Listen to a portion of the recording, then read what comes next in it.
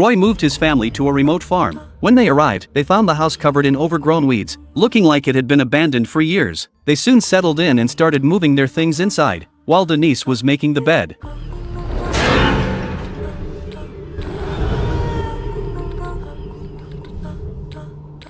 Denise didn't seem to notice anything unusual, but her young son saw it clearly, being so little, though he had no idea what he was actually looking at. Just as Denise picked up her son and was about to leave the room, she noticed a large stain on the wall. She immediately started scrubbing it away, but when she glanced at her son, she realized he was staring up at the ceiling. Denise looked up as well, but saw nothing there, so she brushed it off. The next morning, Denise woke up to find that the stain she had cleaned was mysteriously back. Meanwhile, as her son sat eating breakfast, he spotted a terrifying figure reflected in the surface of his spoon. The creature slowly crept toward him. When the boy turned around, he saw it crawling frantically across the walls. Denise, busy washing dishes nearby, never noticed that her son had started following it. Step by step, the creature lured him deeper into the house. Then, the moment they reached the basement door, it suddenly vanished. Just then, Denise realized her son was missing. As the boy reached for the basement door, she arrived just in time and scooped him up. Later, Jess came home and found her mother scrubbing the stain on the wall again. Denise then asked her to take some boxes from the hallway down to the basement. Jess carried the boxes downstairs and set them on a table.